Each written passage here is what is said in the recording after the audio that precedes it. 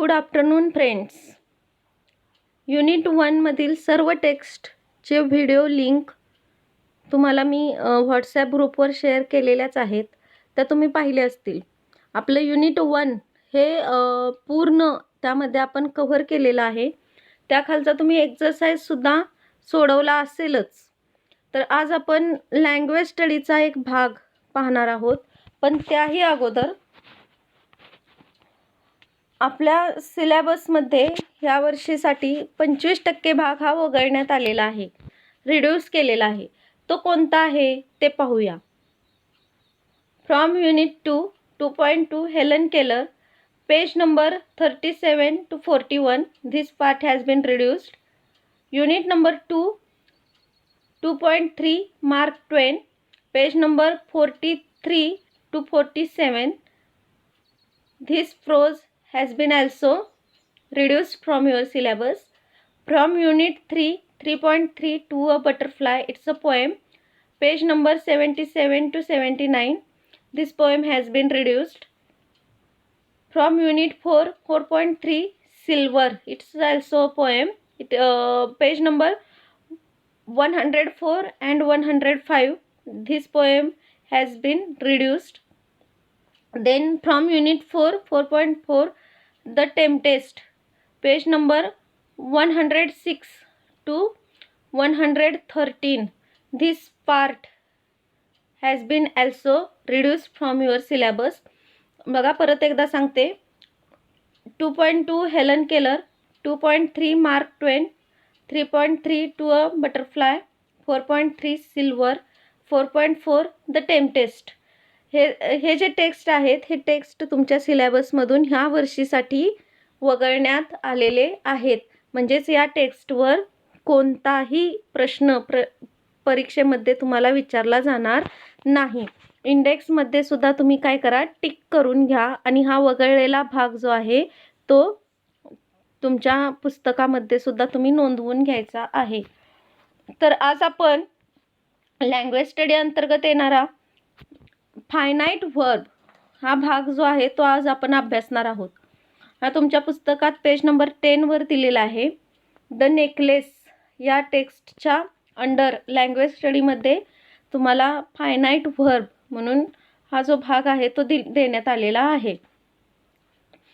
बघा काय, underline the verbs and choose the correct option from the brackets. आता तुम्हाला काय करायचं आहे, व्हर्ब अंडरलाईन करायचं आहे. आता व्हर्ब म्हणजे काय, तर verb is an action word. ज्या शब्दातून तुम्हाला कृती समजते त्या शब्दाला व्हर्ब असं म्हणायचं, ज्याला आपण मराठीमध्ये क्रियापद असं म्हणतो. मग क्रिया कोणकोणत्या आहेत, चालणं असेल, बसणं, उठणं, नाचणं, गाणं, असंख्य क्रिया आहेत. या सगळ्यांना आपण क्रियापद असं म्हणतो. तसंच इंग्लिशमध्ये सुद्धा verb is an action word. For example work, come, go, sit, these are action words and that is why these words are called as verb. आता तुम्हाला verb म्हणजे काय ते कळालं.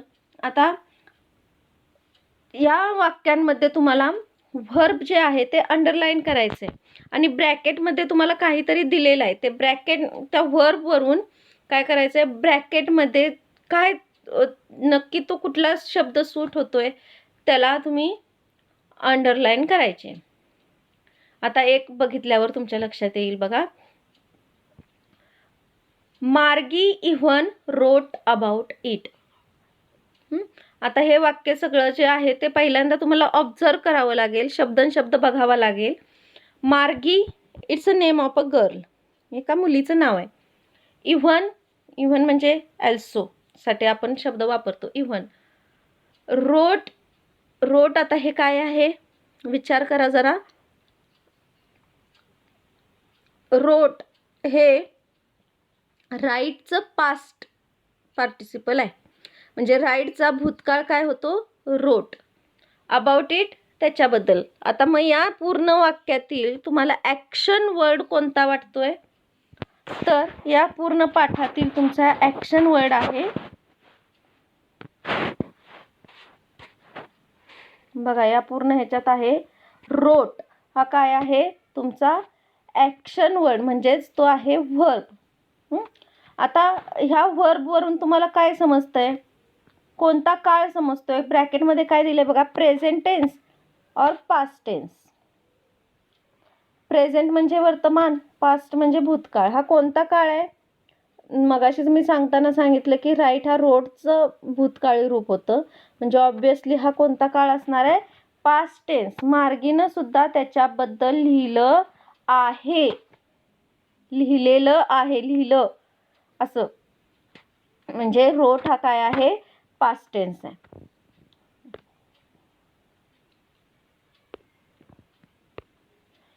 पुढचं वाक्य बघा, today Tommy found a new book. Today आज, टॉमी मुलाचं नाव आहे, found a new book, a new book नवीन पुस्तक. फाउंड, फाउंड हे फाइंडचं पास्ट टेन्स आहे, म्हणजे सापडले. म्हणजे या वाक्यातील व्हर्ब कोणता असणार आहे, फाउंड हे या वाक्यातील व्हर्ब आहे. आणि मग आता जसं सांगितलं की याचा टेन्स कोणता आहे, याचा टेन्स आहे पास्ट टेन्स. पुढचं वाक्य बघा, my father knows as much as my teacher. My father माझे वडील, ॲज मच ॲज एक म्हणजे जेव्हा आपण एखाद्या गोष्टीचं हे करतो पॉझिटिव्ह डिग्री, ॲज इतकंच, ह्यांच्या इतकंच हे असं, तेव्हा ॲजचा वापर केला जातो. As my teacher, my teacher माझे शिक्षक. आता एक शब्द राहिला फक्त, नोज. नोज म्हणजे माहिती असणं, म्हणजे आता इथं नोज हे काय आहे, व्हर्ब आहे. आणि यस प्रत्यय लागलाय, जेव्हा क्रियापदाला ईडी प्रत्यय लागतो तेव्हा तो पास्ट टेन्स असतो. मात्र काही अपवाद आहेत, जसं राईटचं रोड झालं, फाइंडचं फाउंड झालं, तसे काही अपवाद आहेत. मात्र जेव्हा व्हर्बला क्रियापदाला ईडी लागतं तेव्हा युजली तो पास्ट टेन्स असतो. आता इथं यस लागलेला आहे, मग जेव्हा क्रियापदाला यस किंवा ईएस प्रत्यय लागतो तेव्हा तो प्रेझेंट टेन्स असतो. म्हणजे आता ह्या वाक्यातील हे कुठला आहे, प्रेझेंट टेन्स आहे. My father knows as much as my teacher, या वाक्यामध्ये आहे प्रेझेंट टेन्स. आता बघा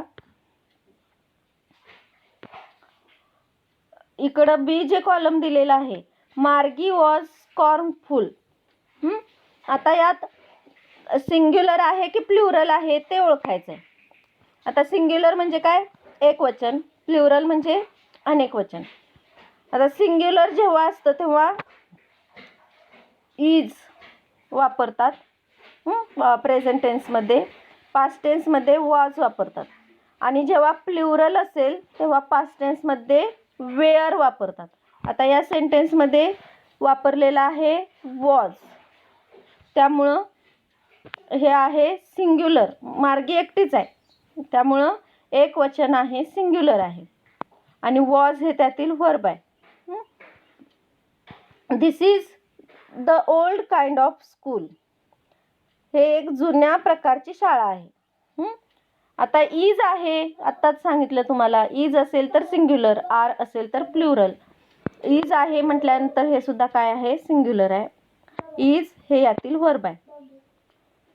and the teachers were people, आता मगाशी जसं तुम्हाला सांगितलं तसं वेअर असेल तर प्लुरल, त्यामुळं हे प्लुरल आहे. आणि वेअर हे यातील काय आहे, व्हर्ब आहे. बघा आता खाली काय म्हटलंय त्यांनी, thus we see that verb forms show tense, number etc. तर अशा पद्धतीनं आपण पाहिलं की व्हर्बचे जे फॉर्म आहेत, रूप आहेत, व्हर्बची क्रियापदाची जी रूप आहेत त्यातून आपल्याला एकतर काळ कळतो, नंबर सुद्धा कळतो, म्हणजे किती आहेत, सिंग्युलर आहे का प्लुरल आहे हे सुद्धा आपल्याला त्यातून समजतं. Here the verb form changes according to the subject. आता इथं व्हर्ब जो आहे तो सब्जेक्ट म्हणजे इथं विषय नव्हे, सब्जेक्ट म्हणजे वाक्याचा कर्ता, कर्त्यानुसार क्रियापदाचा फॉर्म बदलतो. A verb form which is decided by and changes according to the subject of the sentence is known as a finite verb.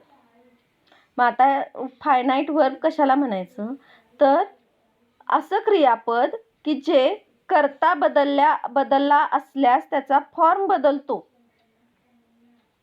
आणि त्याच्यावरून आपल्याला काळाचा सुद्धा बोध होतो, अशा क्रियापदाला फायनाईट वर्ब म्हणायचं. फॉर एक्झाम्पल बघा, यू आर व्हेरी काइंड.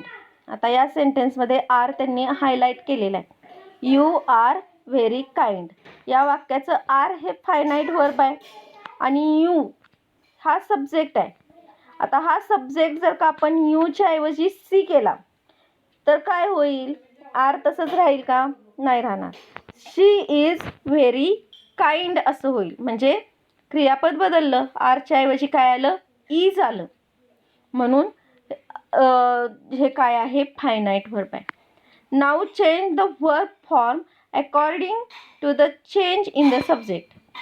बघा, आय डोंट नो असं असेल तर change I to she, I करताय तो बदलला, शी केला तर काय होईल, आय डोंट नोच्या ऐवजी होईल शी डझंट नो.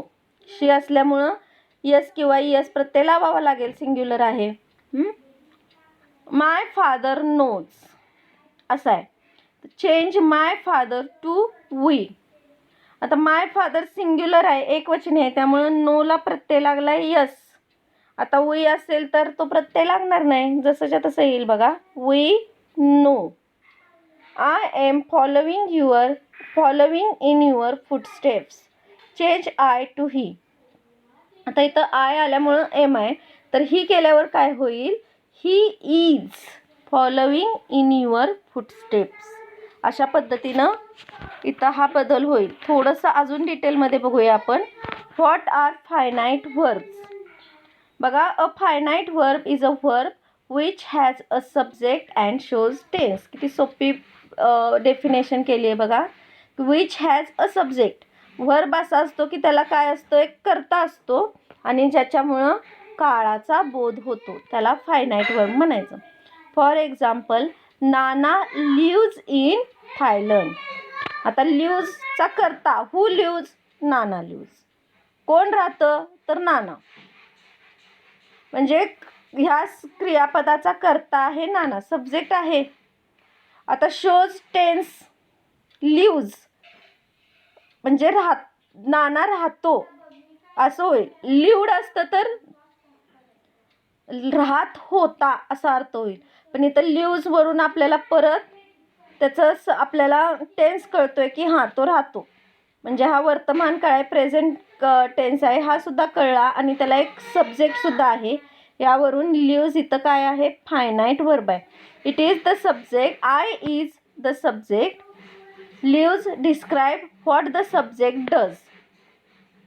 आता लिव्जमुळं काय कळतंय आपल्याला की कर्ता काय करतो, Nana. Lives in Thailand. In short, it is a verb being a verb that is a doing verb. म्हणजे काय, तर क्रिया करणारा हा हे क्रियापद आहे. काय त्याच्यावरून क्रिया घडते, काय करता काय करतोय हे आपल्याला या क्रियापदावरून कळतं. Finite verbs are the locus of grammatical information of gender, person, number, tense, aspect, mood and or voice. बघा, फायनाईट वर्ब कुठं कधी कधी वापरलं. फायनाईट वर्बवरून आपल्याला जेंडर म्हणजे स्त्रीलिंगी आहे का पुल्लिंगी आहे ते समजतं, पर्सन समजतं, नंबर समजतात म्हणजे सिंग्युलर आहे का प्लुरल आहे, टेन्स समजतो, मूड समजतो, आस्पेक्ट समजतो. असे हे फायनाईट वर्ब्स असतात. आता बघा, in a sentence there is normally at least one verb that has both a subject and a tense. एका वाक्यामध्ये असं एकतरी वर्ब असतंच की त्याला सब्जेक्ट कर्ता आहे आणि त्याच्यावरून काळसुद्धा समजतो. When a verb has a subject and a tense it can be referred as a finite verb. जेव्हा क्रियापदाला कर्ता किंवा काळ असतो तेव्हा त्याला फायनाईट वर्ब म्हणायचं. बघा, we want Charlie to act as club secretary. आता बघा, ह्या वाक्यामध्ये जर का आपण व्यवस्थित निरीक्षण केलं ह्या वाक्याचं, तर ह्या वाक्यामध्ये तुम्हाला 2 क्रियापदं दिसतील. We want Charlie to act as club secretary. Want हे एक आहे आणि टू ॲक्ट हे एक आहे. मात्र यातलं फायनाईट वर्ब जर का तुम्ही आत्तापर्यंत व्यवस्थित व्हिडिओ ऐकला असेल तर तुमच्या लक्षात येईल. वॉन्ट हे काय आहे, यातलं फायनाईट वर्ब आहे. आता समजा वीच्या जागी आता शोधायचं कसं, तर साधं आहे. वीच्या जागी काय करायचं, ही करता घ्या. ही वॉन्ट्स येणार आहे की नाही, यस प्रत्यय लागणार लगेच. He wants Charlie to act as club secretary. आता ही करता घेतल्यानंतर काय बदल झाला का, ही करता घेतल्यानंतर ही वॉन्ट्स ह्या क्रियापदात झाला, पण ह्या क्रियापदात काय बदल झाला का, टू ॲक्ट नाही झाला, ह्याच क्रियापदात झाला. म्हणून वॉन्ट हे काय आहे, फायनाईट व्हर्ब आहे. आता पुढचं वाक्य बघा. I like taking photographs of insects. आता यात सुद्धा 2 क्रियापद आहेत, लाईक आणि टेक. मात्र आता समजा इथं सुद्धा आयच्या जागी ही घेतलं तर ही लाईक्स होणार, टेकिंग जसंच्या तसं राहणार, त्याच्यात काय बदल होणार नाही. म्हणून या वाक्यात सुद्धा परत फायनाईट वर्ब कोणता आहे, like. Coming home last night I saw a deer run across the road. आता यात सुद्धा आय जो ह्या क्रियापदाला करताय, त्यामुळं सॉ हे यातील काय आहे, फायनाईट वर्ब आहे. कमिंग, रन हे काय फायनाईट वर्ब नाहीत. तर अशा पद्धतीनं फायनाईट वर्ब हे ओळखता येऊ शकतं. बघा, some forms of verb are refer to as non finite. Non फायनाईटची सध्या आपल्याला काय गरज नाही आहे. Finding a finite verb. आता फाइंड कसं करायचं बघा. The best way to find a finite verb is to identify its subject and determine its tense. आता सगळ्यात सोपा मार्ग फायनाईट वर्ब शोधण्याचा कोणता असेल, तर त्यातील कर्ता शोधायचा आणि त्यातील टेन्स कोणता आहे, काळ कोणता आहे ते ओळखायचा. If you can do that you are looking at a finite verb. जेव्हा तुम्ही हे शोधू शकाल करता, तेव्हा तुम्हाला लगेचच फायनाईट वर्ब सापडेल. Just to be extra sure you can also eliminate everything else that looks like a verb by checking. आणि परत एकदा तुम्हाला स्वतः त्याचं हे कन्फर्म करण्यासाठी चेक करू शकताय. बघा, is the word functioning as a noun and does it end ING? If yes it's gerund. आता जर का एखादा शब्द नाऊन सारखा फंक्शन करत असेल आणि ING न शेवट होत असेल तर तेव्हा तो जेरंड असतो. तर या पद्धतीनं तुम्ही काय करायचं आहे, चेक करू शकता. आता एक उदाहरण घ्या वाटल्यास. Johnny likes cleaning and was trying to tidy the fallen leaves. आता या सेंटेन्समध्ये किती वर्ब्स आहेत बघा. लाईक्स आहे, क्लीनिंग आहे, वॉज आहे, ट्राईंग आहे, टू टायडी आहे आणि फॉलन, एवढे वर्ब्स यामध्ये आहेत. आता यातले फायनाईट वर्ब कसा शोधायचा, तर बघा, लाईक्स हॅज अ सब्जेक्ट. आता या सेंटेन्समध्ये लाईक्सला काय आहे, सब्जेक्ट आहे. हू लाईक्स, जॉनी लाईक्स, त्यामुळे त्याला सब्जेक्ट आहे. अँड शोज टेन्स, आणि हे जे लाईक्स आहे त्यामुळं आपल्याला टेन्ससुद्धा कळतोय. कोणता टेन्स आहे, तर प्रेझेंट टेन्स आहे. त्यामुळं लाईक्स हे काय आहे, फायनाईट वर्ब आहे. आता क्लिनिंगमध्ये बघा, cleaning does not have a subject. क्लिनिंगला काही तर करता नाही. लाईक्स क्लिनिंग, लाईक क्लिनिंगला करता नाही, किंवा तो एक या वाक्याचा काळ सुद्धा दाखवत नाही. इट एंड्स ING, त्याची ING न शेवट होतोय. क्लिनिंगच्या शेवटी काय आले, ING आले. It's functioning as a noun, आणि तो वाक्यात नाऊन, नाम म्हणून काम करतो. इट्स अ जेरंड, आणि म्हणून ते जेरंड आहे आणि म्हणून ते नॉन फायनाईट वर्ब आहे. आता वॉज बघा, Johnny likes cleaning and was trying. आता वॉज, आता जॉनीच्या ऐवजी समजा बॉईज म्हणलं तर काय बदल होईल का वॉजमध्ये? बॉईज लाईक तर बदलणारच, लाईक होणार. क्लिनिंग अँड बॉईज अनेक वचन असल्यामुळं वॉजचं काय होणार? वेअर होणार. म्हणजे वॉजला करता आहे, was has a subject, Johnny हा त्याचा सब्जेक्ट आहे. And shows tense, past tense दाखवतोय आणि म्हणून हे काय आहे? फायनाईट व्हर्ब आहे. आता ट्राईंग सुद्धा मगाच्या सारखंच पास्ट प्रोग्रेसिव्ह टेन्स आहे, पण त्याला सब्जेक्ट नाही आणि त्यामुळे ते नॉन फायनाईट व्हर्ब आहे. टू टायडी मध्ये सुद्धा तसंच आहे, त्याच्यात काहीही बदल होत नाही जर का आपण करता बदलला तर त्यामुळे ते सुद्धा नॉन फायनाईट व्हर्ब आहे.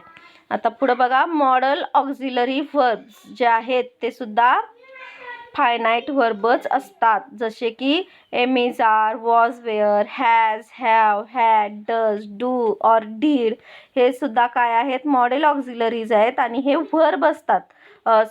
फायनाईट व्हर्ब म्हणूनच हे काम करतात. You will pay for that, will हे इथं काय आहे? फायनाईट व्हर्ब आहे, त्याचा करता आहे यू, त्यामुळे ते फायनाईट आहे. Alfie should have said no, should हे सुद्धा इथं काय आहे? फायनाईट व्हर्ब आहे. म्हणजे जे मॉडेल ऑक्झिलरीज आहेत ते सुद्धा काय आहेत? तर फायनाईट व्हर्ब आहेत. म्हणजे थोडक्यात सांगायचं म्हणजे ज्या क्रियापदावरून तुम्हाला टेन्स आणि सिंग्युलर प्लुरलचा बोध होतो आणि ज्या क्रियापदाला करता असतो त्याला काय म्हणायचं आहे? Finite verb.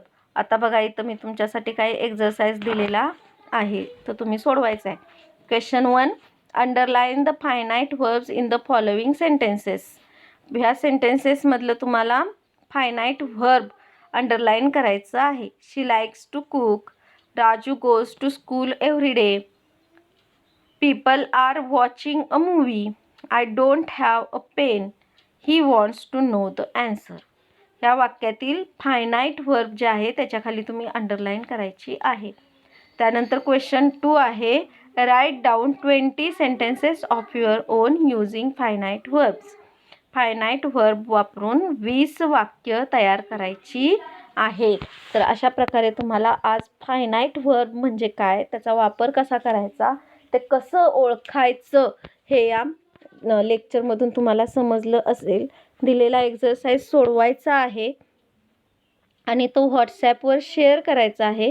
काही शंका असल्यास मला पर्सनली व्हॉट्सॲप करा किंवा ग्रुपवर तुम्ही व्हॉट्सॲप करू शकता. Otherwise you can call me. Okay, stay home, stay safe. Thank you.